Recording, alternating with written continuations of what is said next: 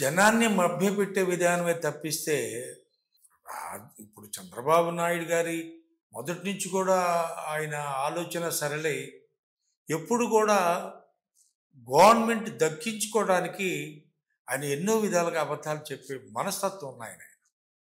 అవి ఇంప్లిమెంట్ చేయడు.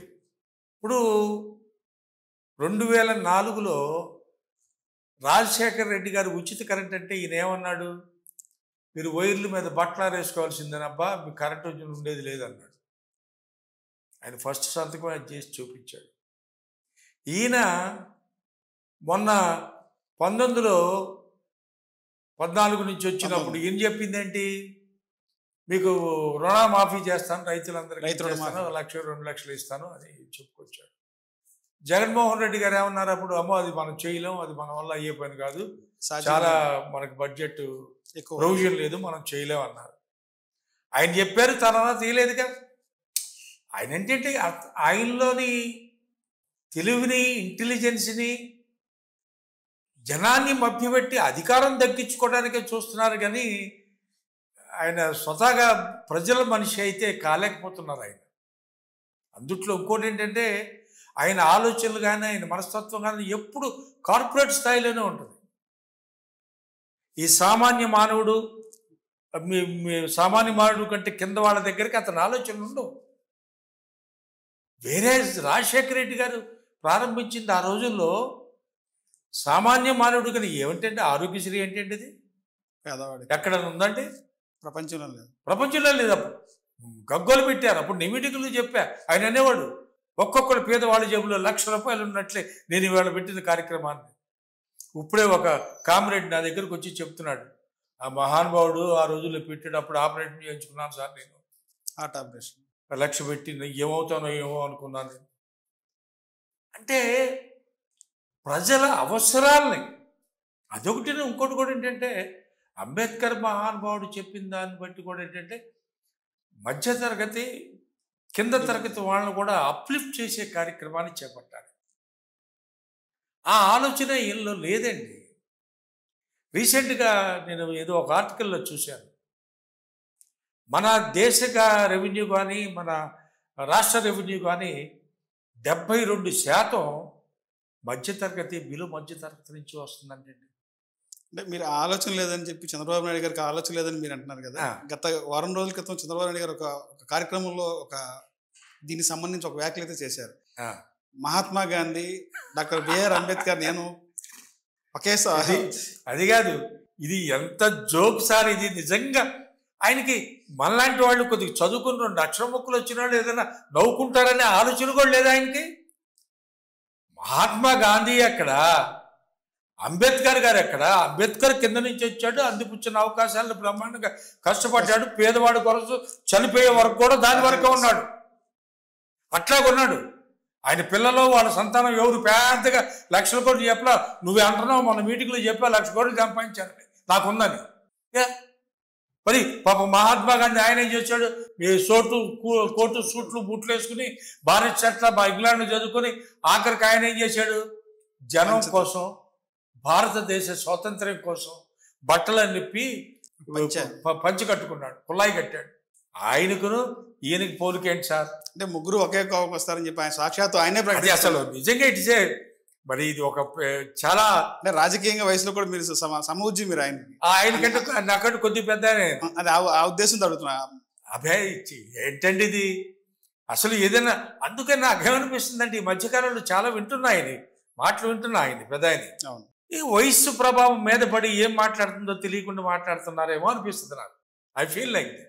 సార్ జగన్మోహన్ రెడ్డి గారి త్వరలో 2.0 చూస్తారని చెప్పి చెప్తున్నారు వైసీపీ పార్టీ. జగన్మోహన్ రెడ్డి గారిని 2.0లో చూస్తారు, వచ్చే గవర్నమెంట్ అని చెప్పి చెప్తారు. కానీ 2.0 రానేమో, అది వాళ్ళ కళ అని చెప్పి పవన్ కళ్యాణ్ గారు చెప్తారు. మరో 20 ఏళ్ల పాటు కూటమి ప్రభుత్వ అధికారం ఉంటుంది, చంద్రబాబు గారే ముఖ్యమంత్రిగా ఉంటారు అనేది పవన్ కళ్యాణ్ గారు చెప్తారు. అది మేమంటాం, అది వాళ్ళ కళ. అది మేమంటాం, వాళ్ళ కళ. ఇవాళ రాష్ట్రంలో జగన్మోహన్ రెడ్డి గారికి ఉన్న క్రేజ్ ఎలాంటిదో అందరికీ తెలుసు. ఆయన మీద విశ్వాసం ఎంతమందికి ఉందో తెలుసు. ఆయన పేదవాళ్ళ గుండెల్లో ఏ విధంగా స్థానం సంపాదించాడో తెలుసు. దాన్ని వీళ్ళెవరండి చెరిపేయటానికి? వీళ్ళ వల్ల వద్దండి, ఇవాళ అనాలి కాబట్టి అంటున్నాడు ఆయన కూడా. పవన్ గారు అంటున్నాడు, ఆయన అంటున్నాడు. పవన్ గారు తక్కువ మాట్లాడుతున్నారు ఈ మధ్య, ఎందుకో నాకు తెలీదు, ఆయన తక్కువ మాట్లాడుతున్నారు. చంద్రబాబు గారును లోకేష్ బాబు గారు కొద్దిగా ఎక్కువ మాట్లాడుతున్నారు. మాట్లాడండి సార్, ఇవాళ వాళ్ళ టైము. మా నాయకుడు అన్నట్లు వాళ్ళ టైము. రేపు మా టైం అంటున్నాక అదే మేము 2.0 అనేది మేము అదే అంటున్నాం. చూద్దాం. రాబోయే రోజుల్లో వైఎస్ఆర్సీపీ పార్టీ గట్టిగా ఉంటుందా, సింగిల్ డిజిట్గా పరిమితం అవుతుందంట? ఎట్టి పరిస్థితుల్లోనూ రాబోయే 29లో YSRCP will form the government. We will form the government. Take it granted. YCP అనే భూతాన్ని పాతి పెట్టేసాము, సమాధి చేస్తామని చెప్పి కూడా ఒంటరిగా చెప్తారు. ఎలా స్పందిస్తారు మీరు? సాధ్యపడదంటారా ఆంధ్రప్రదేశ్? ఏమండి, నీకు భయం పుట్టే ఇద్దరితో కలుపుకున్నావు. మీ చరిత్రలో ఒక్కడికి వచ్చిన దాఖలా లేదు. వేరేజ్ మేము సింగిల్గానే వస్తున్నాం, సింగిల్గానే ఉంటాం. నువ్వేమన్నా సింగిల్గానే వస్తావా? రండి, సింగిల్గానే రండి. మరి ఎవరిని భూస్థాపితం చేస్తారో చూద్దాం. పెద్దవాడయిండి ఆ మాటలు ఏంటండి? కొడుకు వయసు అంత పెద్దవాడయింది ఆ మాటలు, అలాంటి మాటలు మాట్లాడేది. అది ఆయన విఘ్నతకి వదిలేద్దామండి, పెద్ద ఆయన. సార్, జగన్మోహన్ రెడ్డి గారు అవినీతి సొమ్ముతోనే బల ప్రదర్శన చేస్తున్నారని చెప్పి ఈ రోజున బీటెక్ రవి గారు చెప్తారు, పులివెందుల టీడీపీ ఇన్ఛార్జ్. సహజమే కదా, వాళ్ళు చెప్తారు కదా. ఎదురు పార్టీ వాళ్ళు ఇప్పుడు వాళ్ళు చెప్పడానికి ఏదో మ్యాటర్ కావాలి కదండి. చెప్తారు, చెప్పలేండి. చెప్పినంత ఇప్పుడు ఇవాళ నువ్వు గవర్నమెంట్ మీరు రూల్ చేస్తున్నారు, ప్రూవ్ చేయండి. మీరు మా మీద వేసిన మట్టి అంతా కూడా శుభ్రంగా మా ఒళ్ళంతా పోయండి, మీరు ప్రూవ్ చేసి. ఎందుకు అనవసరమైన మాటలు? మీరు మాట్లాడను, మేము మాట్లాడాలి. దీనివల్ల ఉపయోగం లేదు కదా. ప్రజలకైనా ఉపయోగం అండి ఇటువల్ల? నువ్వైనా ప్రజలకు ఉపయోగపడే 4 మంచి మాటలు చెప్పు, వాళ్ళకి చేస్తానన్నది చేయి, వాళ్ళకి ఉపయోగం చేయి. అది ఎవడన్నా హర్షిస్తారు ప్రజలు కూడా. అది వదిలిపెట్టి అసలు వీళ్ళిద్దరూ కూడా మైక్ ముందుకు వస్తే జగన్ గారి విషయం తప్పిస్తే జనానికి కావాల్సిన విషయాలు ఏమన్నా మాట్లాడుతున్నారా? మేము పథకం పెట్టాం, ఇట్లా చేసాం, ఏమన్నా చెబుతున్నారా? ఊరికే ఈయన గురించి మాట్లాడడం తప్పిస్తే ఏమీ లేదండి. చూద్దాం రాబోయే రోజులు ఎట్లా ఉన్న పరామర్శల పేరుతో జగన్మోహన్ రెడ్డి గారు కార్యకర్తలని, జనాలని బలి తీసుకుంటున్నారని చెప్పి టీడీపీ ప్రధానమైన ఆరోపణ. దానిలో భాగంగానే పల్నాడు పర్యటన చెప్తారు. ఇవాళ రాష్ట్రంలో ప్రతిపక్షం మా దగ్గర అంటే ప్రతిపక్ష హోదా ఇచ్చేవా అనేది అది వేరే విషయం. ఏదో అది మీ ఆలోచనకి వదిలేండి. ఉన్న ఏకైక మేమే. మరి జనానికి ఏదైనా జరిగితే వెళ్లాల్సిన బాధ్యత మాకు లేదా? మా బాధ్యత ప్రకారంగా మేము వెళ్తున్నాం. వస్తుంటే జన సమూహం వస్తుంది. అది ఇవాళ కాదు, ఆయన క్రేజీ. ఇవాళ ప్రజాకర్షణ గల నాయకుడు, మాస్ లీడరు ఆంధ్ర రాష్ట్రంలో ఒక్క YS Jaganmohan Reddy. Take it granted. నేను చూస్తున్నా జనం ఏ విధంగా పరుగులెత్తున్నారు, ఆయన కలవడానికి ఎంత ఊళ్ళిస్తున్నారు నేను చూస్తున్నాను. నేను ఆ పరుగెత్తడం ఏంటి, ఆ గొడవ ఏంటి, ఆ ఫాలోయింగ్ ఏంటి?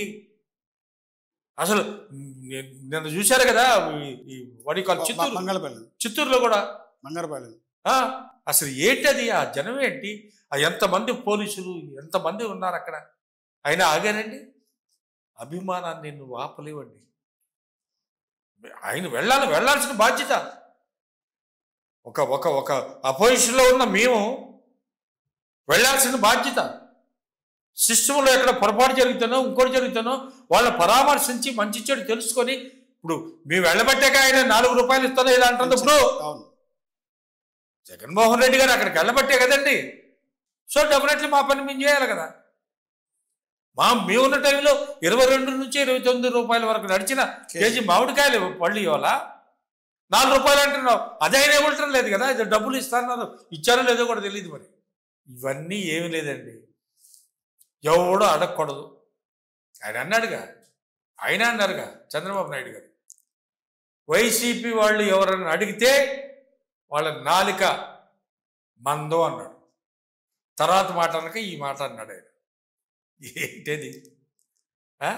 ఇంకో నాయకుడు ఉన్నాడు, ఆయన తాట తీస్తా, నార తీస్తా, పేక పిసుకుతా అని ఆయన అంటాడు.